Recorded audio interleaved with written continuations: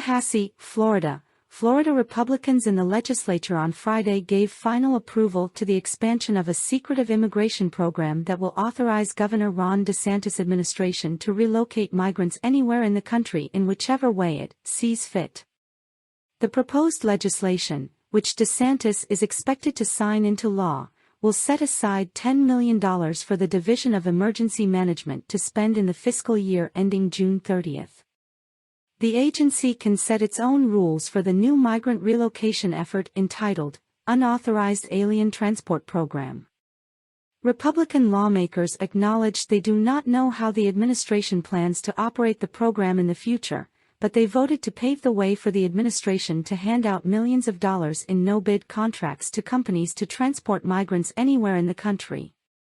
House Speaker Paul Renner told reporters Friday that the legislature is granting the administration flexibility because the governor has done a good job overseeing taxpayer-funded migrant relocation efforts. But when asked to comment on some of the controversies tied to the program, including how a top aide of the governor helped a former client get a state contract by using a private email with an alias named Clarice Starling, Renner said he was not familiar with those circumstances. "I can't speak to that piece of it," Renner said. So far, Florida has paid $1.5 million to a politically connected contractor, Vertal Systems Company, to fly migrants from San Antonio to Martha's Vineyard, an island in Massachusetts. But the state has not disclosed how it has spent all the money. Questions linger over program's operation. Time and again Democrats asked the Republican lawmakers how the money was spent and what the governor planned to do with the $10 million as part of the new program. Time and again, Republicans said they did not know. By Friday, it was clear Republican leadership didn't think they needed to know in order to give DeSantis what he wants. "I think the governor is on the right path, so we have opened up the aperture to allow him to continue to protect Floridians from illegal immigration," Renner said. "I am enthusiastic about that."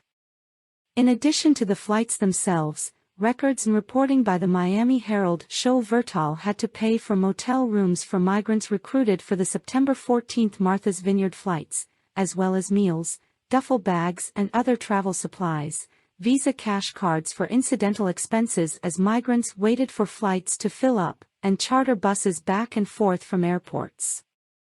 Other costs would have included the salaries and expenses of the recruiters Vertal hired to find migrants in San Antonio, including the woman who ran the operation, a former U.S. Army counterintelligence agent named Perla Huerta. In the future, State Representative John Snyder, R. Stewart, the sponsor of the House bill, said he wanted to give the DeSantis administration as much flexibility as possible to relocate migrants as it sees fit. "I trust the folks in the Department of Emergency Management to continue to exemplify the Florida way," Snyder reiterated during a floor session Thursday. "We know this is a fluid dynamic in a deteriorating situation, and so we're giving them the flexibility to address each scenario on a case-by-case basis." Political motivations questioned. DeSantis, who is eyeing a bid for president in 2024, attracted national attention with the September 14 Martha's Vineyard flights, which critics have called a political stunt.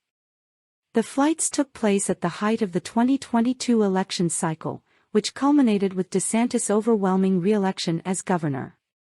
While DeSantis has defended the migrant flights as an attempt to address the border crisis, the taxpayer-funded program has generated a local criminal investigation, a federal inquiry and several lawsuits, including one from migrants who say they were tricked into boarding the flights with false promises of jobs and aid at the flight's destination.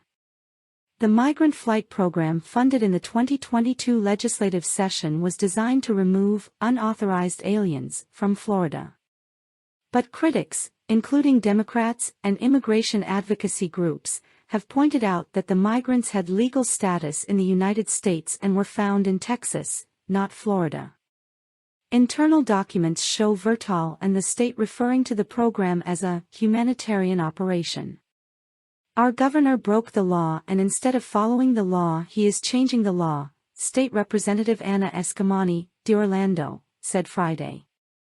Republican lawmakers, however, argued that fixes to state laws are part of the legislative process.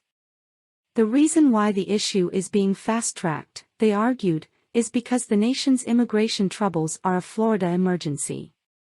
Renner said Thursday the proposed legislation has never been more necessary, pointing to news that about 100 Haitians had arrived in the Florida Keys on overloaded boats. The Biden administration has failed to secure our borders. Florida will not wait on Washington, Renner posted on Twitter. Snyder urged lawmakers to vote for the measure by saying, "Governor DeSantis is taking action and that's what we are doing today. We are addressing an emergency at the end of the day." The bill, which now heads to DeSantis, was approved on a 77-34 party line vote.